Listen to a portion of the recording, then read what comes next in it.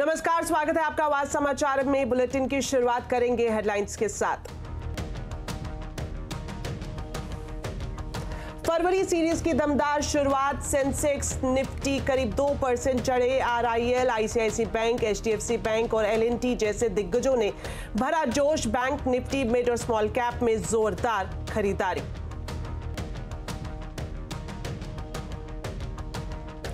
बाजार की तेजी में रिलायंस इंडस्ट्रीज का सबसे बड़ा योगदान, 6% से ज्यादा के उछाल के साथ लाइफ टाइम हाई पर पहुंचा share. Market cap 19 lakh crore के पार।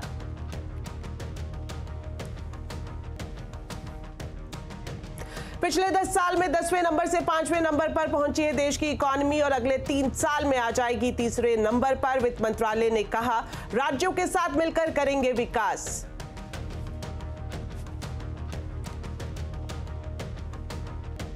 जीएसटी रजिस्टर्ड रिटेलर्स और छोटे ट्रेडर्स के लिए अंतरिम बजट में हो सकता है बड़ा ऐलान। रिटेलर्स और छोटे ट्रेडर्स को सस्ते एक्सीडेंटल कवर का तोहफा संभव, आवाज एक्सक्लूसिव।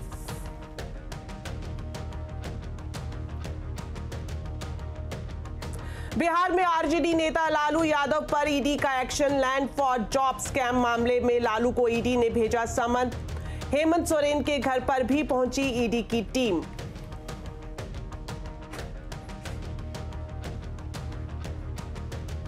रील्स देखने में समय बर्बाद ना करें बच्चे, रिपोर्ट कार्ड को अपना विजिटिंग कार्ड ना बनाए पेरेंट्स। परीक्षा पे चर्चा के 7वें एडिशन में पीएम मोदी ने दिए गोल्डन टिप्स। कहा, टीचर और पेरेंट्स रखे बच्चों पर भरोसा।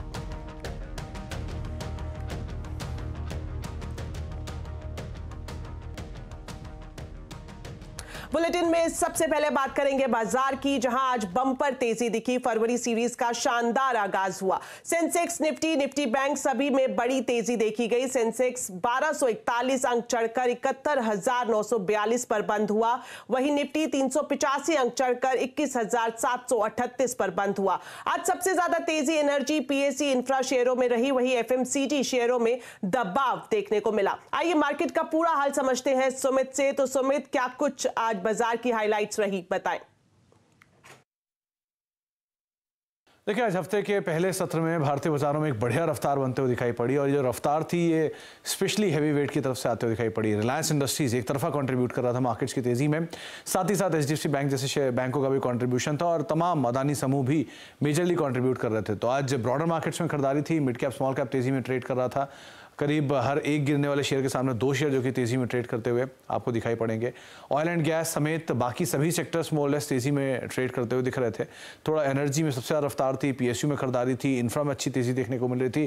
थोड़ी बहुत जो बिकवाली आपको दिखाई पड़ेगी भी सिलेक्टिव सेक्टर्स में, उसके अंदर आपको दिखाई पड़ेगा आईटी स्पेस जहाँ थोड़ा प्रेशर था, लेकिन ऑटो, मेटल, रियल्टी यहाँ पर खरीदारी बनते हुए दिखाई पड़ी और एफएमसी शेयरों में थोड़ा बहुत प्रेशर आज के सत्र में आता हुआ दिखाई पड़ा। लेकिन एक अच्छा सत्र जहाँ की हैवी वेट स्टॉक जो थे वो पार्टिसिपेट करते हुए दिख रहे थे।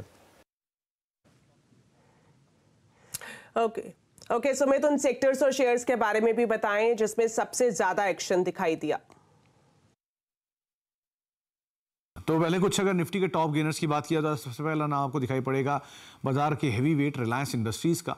आज इंडेक्स में सबसे बड़ा कंट्रीब्यूशन यही था। तो ओएनजीसी और रिलायंस इन दोनों ने मिलकर करीब 7% 8% तेजी ओएनजीसी में, 7% तेजी रिलायंस में।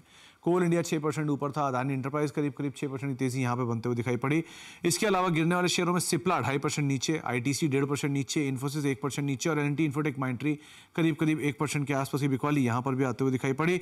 इसके अलावा कुछ और नाम जहाँ पर आज मिड कैप में तेजी, उसमें इन्फीबीम अपर सर्किट लगा, आईआरबी करीब 19% ऊपर, एनएमडीसी स्टील 15% ऊपर और एसजेवीएन यहाँ पर भी हरे निशान में क्लोजिंग देखने को मिली। बिकवाली थी असाही इंडिया में, पीएनबी हाउसिंग में, सीएट में और साथ साथ इंटेलेक्ट डिजाइन में जहाँ पर प्रेशर देखने को मिला।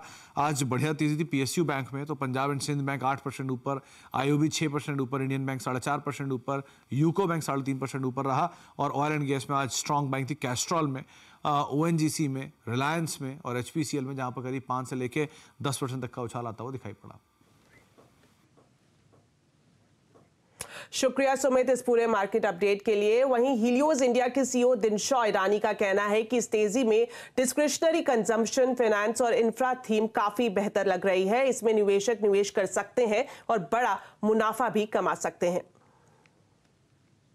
दो जो सेक्टर बहुत बढ़िया करते हैं वो तो एक होता है डिस्क्रिशनरी कंजम्पशन वाला स्पेस, क्योंकि आपके डिस्क्रिशनरी स्पेंड बढ़ जाते हैं और उधर से ही एक्चुअली इकोनॉमीज जो है मोमेंटम मिलता है। तो एक तो वो है, दूसरा है फाइनेंस। अभी वहां पे आपको ये फाइनेंस के अंदर डबल वैल्यू होती है, क्योंकि उनको कंजम्पशन ही फंड नहीं करना होता, पर also they have to fund the capex जो कंजम्पशन में के लिए यूज होता है, मतलब to meet the consumption use होता है। चौथी साड़ी जो पसंद है वो है इंफ्रा रिलेटेड स्टोरीज है, जहाँ पे मुझे लगता है कि given the kind of capex boost India needs, उसमें आपको चाहिए होता है। और ऑब्वियसली पीएलआईज भी वहीं पे आ जाते हैं, इंडिया आउटसोर्सिंग बेस बनने वाला है। तो ये सब 4-5 स्टोरियां हैं जो हमें बहुत ही थीम्स हैं जो हमें बहुत ही पसंद है। बाजार की तेजी में रिलायंस इंडस्ट्रीज का सबसे बड़ा योगदान रहा। आज रिलायंस के शेयर 6% से ज्यादा के उछाल के साथ लाइफ टाइम हाई पर पहुंच गए। रिलायंस के शेयर्स क्यों दिखा रहे हैं कमाल और इसकी वजह क्या है, बताने के लिए हमारे साथ है यतिन मोता। तो यतिन बताएं, ये जो तेजी दिखाई दी इसके पीछे क्या कुछ वजह रही? देखिए, जहां तक रिलायंस इंडस्ट्रीज का सवाल है, 25 सालों में सबसे बड़े इंट्राडे मूव्स आज के सत्र में देखे गए। इनफैक्ट आज का जो गेन था वो सितंबर 2020 के बाद का सबसे बड़ा मोमेंटम ट्रेड आपको होता हुआ दिखाई पड़ा। आज के सत्र में रिलायंस इंडस्ट्रीज ग्रुप जो मुकेश अंबानी लेड है, इसकी मार्केट कैप 20 लाख करोड़ के पार हो गई।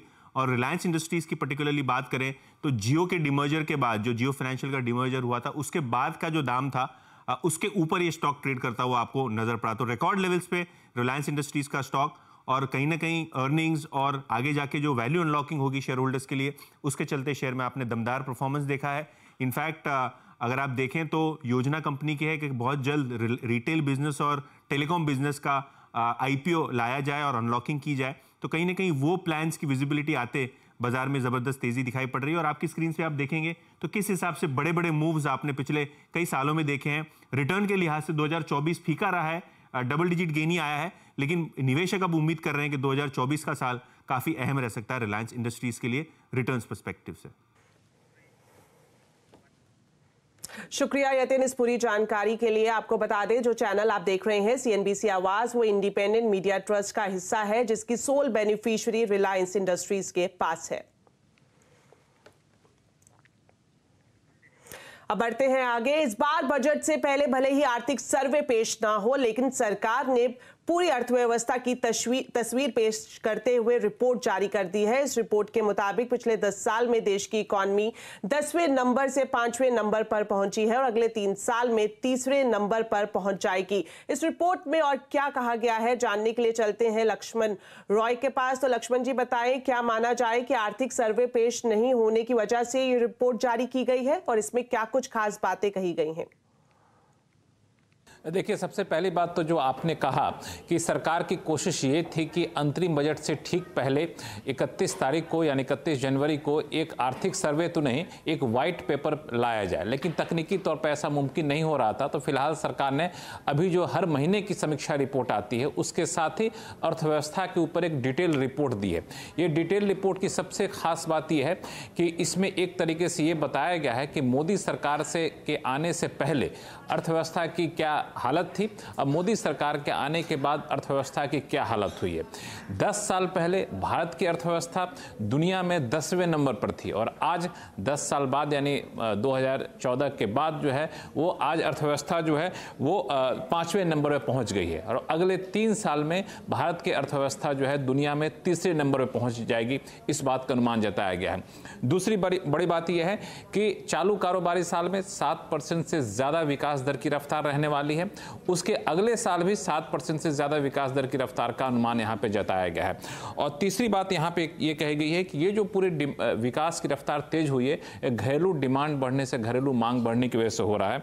और 3 बदलाव हुए हैं पिछले 3 साल में। पहली बात कि ग्लोबल मैन्युफैक्चरिंग पर निर्भरता घटी है, भारत खुद अपनी मैन्युफैक्चरिंग पर निर्भरता बढ़ा रहा है। दूसरी बात कि यहाँ पे सिर्फ पब्लिक इन्वेस्टमेंट नहीं हो रहा है, प्राइवेट इन्वेस्टमेंट भी हो रहा है। और तीसरी बात कि टेक्नोलॉजी जो है वो ग्रोथ का एक मुख्य ड्राइवर के तौर पर निकल कर सामने आया है। और आने वाले दिनों में सरकार का फोकस जो है बहुत चुनिंदा टारगेट पर रहेगा, जिसको विकास की रफ्तार में राज्य सरकारों का सहयोग लिया जाएगा और तेजी से आगे बढ़ाया जाएगा। इस समीक्षा रिपोर्ट में ये बातें कही गई है। शुक्रिया लक्ष्मण जी इस पूरी जानकारी के लिए। और अब बुलेटिन में बजट बिग एक्सक्लूसिव खबर। जीएसटी रजिस्टर्ड रिटेलर्स और छोटे ट्रेडर्स के लिए अंतरिम बजट में बड़ा ऐलान हो सकता है। सूत्रों के मुताबिक सरकार बजट में रिटेलर्स और छोटे ट्रेडर्स को सस्ते एक्सीडेंटल कवर का तोहफा दे सकती है। एक्सक्लूसिव डिटेल के साथ जुड़ रहे हैं आलोक प्रियदर्शी। तो आलोक बताएं, जो जीएसटी रजिस्टर्ड छोटे रिटेलर्स हैं उन्हें किस तरह का तोहफा इस अंतरिम बजट में मिल सकता है? बिल्कुल, देखिए, छोटे और मीडियम साइज के जीएसटी कारोबारियों को अंतरिम बजट में मिल सकती है खुशखबरी। सीएनबीसी आवाज को सूत्रों से जानकारी मिली है कि कारोबारियों को 10 लाख रुपए तक का एक्सीडेंटल कवर देने का ऐलान हो सकता है। दरअसल नेशनल रिटेल ट्रेड पॉलिसी के तहत सरकार रियायती दरों पर एक्सीडेंटल कवर देने की योजना बना रही थी, जिसके तहत डीपीआईटी तमाम जितने भी सरकारी बीमा कंपनियां हैं उनसे बातचीत कर रही थी। इसमें जो प्रीमियम तय किया गया है, जो हमें जानकारी मिली है, 600 रुपए प्रति लाख के हिसाब से, यानी कि अगर किसी को 10 लाख रुपए तक का एक्सीडेंटल कवर लेना है तो उसे 6,000 रुपए तक का सालाना प्रीमियम चुकाना पड़ेगा। इसके लिए डीपीआईटी पहले से ही नेशनल रिटेल पॉलिसी के तहत इस बारे में एक नेगोशिएशन कर चुकी है जितनी भी सरकारी इंश्योरेंस कंपनियां हैं, और इसके तहत इसका ऐलान कर सकती है। तो माना जा रहा है कि जितने भी जीएसटी ट्रेडर्स हैं, करीब देश में 1 करोड़ 40 लाख के आसपास जीएसटी ट्रेडर्स हैं, इसमें छोटे और मीडियम साइज के जो ट्रेडर्स होंगे, कारोबारी होंगे, उनको इन एक्सीडेंटल कवर से का तोहफा मिल सकता है। और कुल मिलाकर देखें तो इस एक्सीडेंटल कवर में पार्शियल, मेजर और डेथ कवर शामिल होगा। शुक्रिया आलोक इस पूरी जानकारी के लिए। और अब बात बजट उम्मीदों की।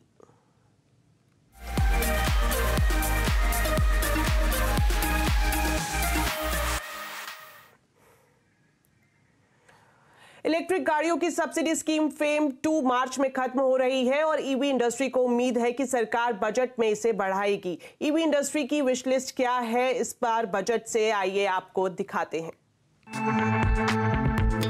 साल 2023 में देश में करीब 15 लाख ईवीज की बिक्री हुई थी, लेकिन क्या 2024 में भी ये मोमेंटम बरकरार रहेगा?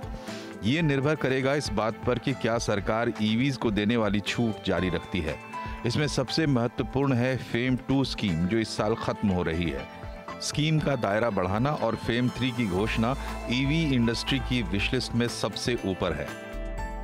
मैन्युफैक्चरिंग और टेक्नोलॉजी कैपेबिलिटीज डेवलप करने के लिए, कैपेसिटीज इंडिया में बिल्ड करने के लिए हम ये भी उम्मीद करेंगे कि गवर्नमेंट प्रोडक्शन साइड इंसेंटिवाइजेशन पे भी अपना फोकस कंटिन्यू रखें। एक लेवल प्लेइंग फील्ड क्रिएट करने के लिए बैटरीज के प्रति जीएसटी का रिफॉर्म भी आना जरूरी है। To boost the whole AIF and domestic pool of capital in India, funds like the self reliant India fund, SIDBI बहुत बढ़िया काम कर रही है in boosting the whole capital deployment in AIFs and startups.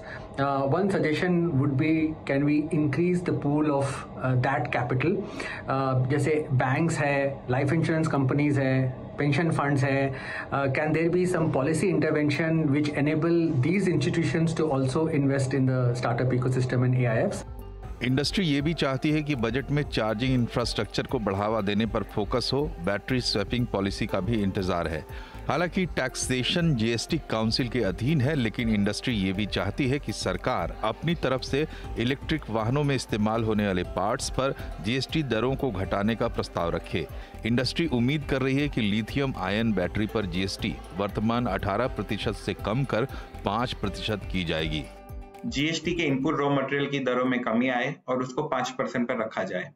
EV infrastructure और charging infrastructure को promote करने के लिए ज्यादा से ज्यादा इंसेंटिव, सब्सिडी का प्रावधान करें और public private partnership, subsidy on land acquisition जैसे कदम उठाए जाए।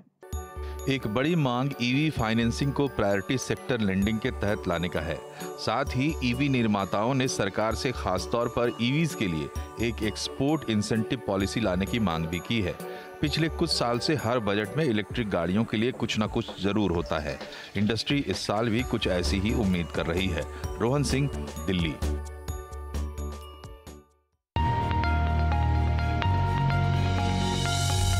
2024 का चुनाव भारतीय इतिहास में एक नया अध्याय लिखेगा और जिसकी कहानी तैयार होगी 2024 के बजट से। 100 करोड़ वोट मतलब 100 करोड़ उम्मीद। इस बजट में मैं वित्त मंत्री से कहना चाहूंगा कि इंडिया का ईमानदार मध्यम वर्ग जो आपके साथ चट्टान की तरह खड़ा है, उसे एनकरेज करिए, उसे थोड़ा सा टैक्स कर दीजिए और उसे कहिए कि उस सेविंग को वो इकोनॉमी में वापस इन्वेस्ट करें।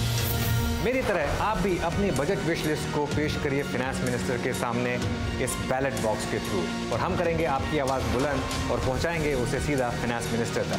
The budget ballot, vote for growth, क्योंकि बजट मतलब CNBC आवाज।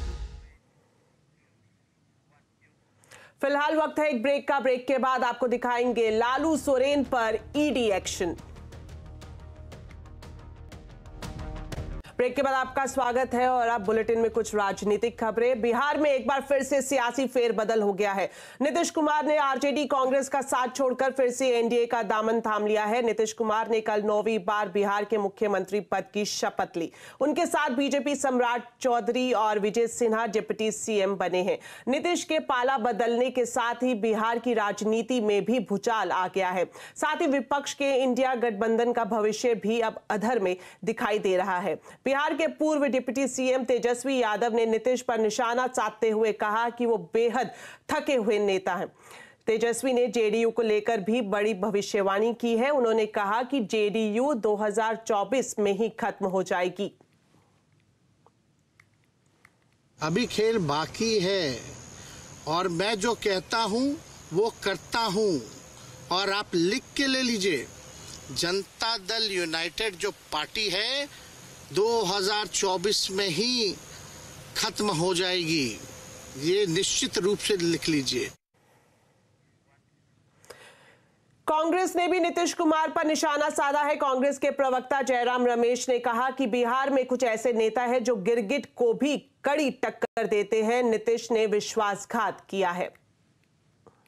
23 तारीख को नीतीश कुमार जी ने बैठक बुलाई पटना में। 18 पार्टियां वहाँ मौजूद थी। बम्बई में बैठक हुई, बेंगलुरु में बैठक हुई। सभी बैठकों में नीतीश कुमार जी मौजूद थे। उन्हें कोई संकेत नहीं दिया। पर बिहार में कई नेता मौसम वैज्ञानिक होते हैं। बिहार में कुछ ऐसे नेता हैं, आया कुमार गया कुमार, जो गिरगिटों का को कड़ी मुकाबला देते हैं, वो कड़ी टक्कर देते हैं। पर यह अफसोस की बात है कि आखिरी वक्त पर उन्होंने हमारा हाथ छोड़ा। ये बिल्कुल विश्वासघात है। वहीं जेडीयू ने कांग्रेस पर पलटवार किया है। जेडीयू के प्रवक्ता नीरज कुमार ने कहा है कि कांग्रेस के चरित्र में कोई बदलाव नहीं हुआ। 1.5 वर्ष की लंबा अंतराल और माननीय नीतीश कुमार जी के पहल पर इंडिया ब्लॉक बना। कांग्रेस के बगैर विपक्षी एकता की बात अगर देश के अंदर कोई किया तो माननीय नीतीश कुमार जी ने किया। लेकिन कांग्रेस पार्टी का जो मूल चरित्र है उसमें कोई बदलाव नहीं आया। तो क्षेत्रीय पार्टियों का सम्मान करना इनके राजनीति का डीएनए नहीं है। बिहार में तेजस्वी यादव की सरकार जाते ही उनके परिवार पर ईडी की गाज गिर गई है। लैंड फॉर जॉब स्कैम मामले में आज ईडी ने लालू प्रसाद यादव को पूछताछ के लिए ईडी दफ्तर बुलाया। ईडी के समन के बाद लालू यादव अपनी बेटी मीसा भारती के साथ ईडी ऑफिस पहुंचे, लेकिन मीसा को अंदर जाने नहीं दिया गया। इसके बाद भारी संख्या में उनके समर्थकों ने जमकर हंगामा किया और नारेबाजी भी की। लालू यादव के साथ ही तेजस्वी यादव को भी ईडी का समन मिला है। तेजस्वी यादव से ईडी कल पूछताछ करेगी। आपको बता दें कि लैंड फॉर जॉब्स केस में यह घोटाला उस समय का है जब लालू यादव यूपीए की पहली सरकार में रेल मंत्री थे। 9 जनवरी को ईडी ने रेलवे में नौकरी के लिए जमीन से जुड़े मनी लॉन्ड्रिंग केस में चार्जशीट दाखिल की है, जिसमें राबड़ी देवी, उनकी बेटी मीसा भारती और हेमा यादव सहित लालू प्रसाद यादव के परिवार के अन्य लोगों को भी नामजद किया गया था। इधर झारखंड में सीएम हेमंत सोरेन की मुश्किलें भी बढ़ गई हैं। जमीन से जुड़े मनी लॉन्ड्रिंग के मामले में ईडी आज सुबह उनके दिल्ली के आवास पर पहुंची, लेकिन हेमंत सोरेन वहां नहीं मिले। मनी लॉन्ड्रिंग के मामले में ईडी ने सोरेन को 10वीं बार समन भेजा था। इसमें उन्हें 29 और 31 जनवरी को पूछताछ के लिए बुलाया गया था। सूत्रों की माने तो इस मामले में उनकी गिरफ्तारी भी हो सकती है। उनके आवास के बाहर और अंदर बड़ी संख्या में सुरक्षा कर्मी तैनात किए गए हैं। मणिपुर से शुरू हुई राहुल गांधी की भारत जोड़ो न्याय यात्रा पश्चिम बंगाल होते हुए बिहार के किशनगंज पहुंच गई है। बिहार सीमा पर प्रदेश कांग्रेस अध्यक्ष अखिलेश सिंह, राज्यसभा सांसद रंजीत रंजन और कांग्रेस समर्थकों ने राहुल गांधी का भव्य स्वागत किया। राहुल की यात्रा ने ऐसे वक्त पर बिहार में एंट्री ली है जब कल ही बिहार में नई सरकार का गठन हुआ है। नीतीश कुमार के एनडीए में जाने के बाद राहुल गांधी के लिए बिहार काफी अहम हो गया है। अब राहुल गांधी को तेजस्वी यादव के साथ की उम्मीद है। राहुल गांधी ने कहा है कि सामाजिक न्याय की शुरुआत बिहार से हुई है और बिहार के लोगों को इसे लेकर रहना है। जब सामाजिक न्याय की बात होती है, पूरा देश बिहार की ओर देखता है, तो ये आपकी जिम्मेदारी है और ये आपको पूरी करनी पड़ेगी। मैं बिहार के हर नागरिक से कह रहा हूं, देश में प्रगति होनी है तो आर्थिक और सामाजिक न्याय की जरूरत है और सामाजिक न्याय को आपसे बेहतर कोई नहीं समझता है देश में। लोकसभा चुनाव से पहले नीतीश कुमार ने एक बार फिर क्यों मारी पलटी। नीतीश के बाद विपक्ष के इंडिया गठबंधन का क्या है भविष्य? आज आवाज अड्डा में इसी पर करेंगे बड़ी चर्चा शाम 7:57 पर। प्रधानमंत्री नरेंद्र मोदी ने आज परीक्षा पे चर्चा के 7वें एडिशन में दिल्ली के भारत मंडपम में छात्रों के साथ बातचीत की। प्रधानमंत्री ने छात्रों और माता पिता को आपस में विश्वास बनाए रखने का संदेश दिया। साथ ही उन्होंने कहा कि टेक्नोलॉजी को लेकर एक खुली सोच बनाने की जरूरत है। प्रधानमंत्री ने मुख्य कार्यक्रम से पहले छात्रों की प्रदर्शनी को भी देखा। इस इवेंट में देश भर के करीब 3000 स्टूडेंट शामिल हुए। देश के सभी राज्यों और केंद्र शासित प्रदेशों से 2 स्टूडेंट्स और 1 टीचर इस इवेंट में ऑनलाइन जुड़े। इसके अलावा देश के 100 एकलव्य मॉडल रेजिडेंशियल स्कूलों के बच्चे भी इस इवेंट में शामिल हुए। प्रधानमंत्री ने छात्रों से कहा कि जिस भारत मंडपम में परीक्षा पे चर्चा हो रही है, वहां दुनिया भर के लीडर्स चर्चा कर चुके हैं। प्रधानमंत्री ने छात्रों और माता पिता को परीक्षा से जुड़े कई गोल्डन टिप्स भी दिए। प्रधानमंत्री ने कहा कि माँ बाप बच्चों के रिपोर्ट कार्ड को अपना विजिटिंग कार्ड ना बनाएं और घर में एक नो गैजेट जोन बनाएं। जो माँ बाप अपने जीवन में ज्यादा सफल नहीं हुए हैं, जिनको अपने पराक्रम, अपनी सफलताएं, अपनी सिद्धियों के विषय में दुनिया को कुछ कहने को नहीं है, बताने को नहीं है, तो वे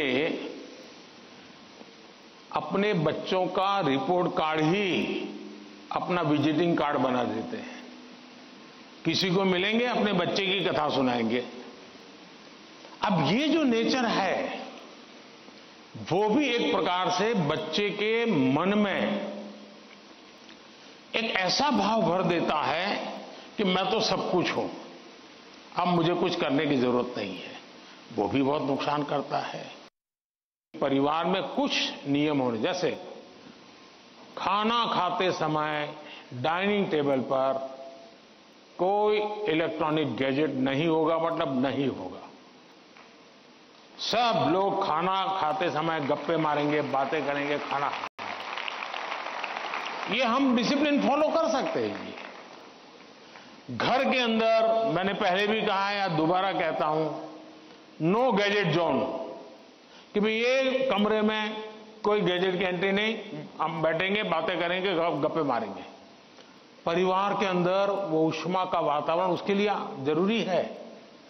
तीसरा, हमारे खुद के लिए भी अब टेक्नोलॉजी से हम बच नहीं सकते हैं।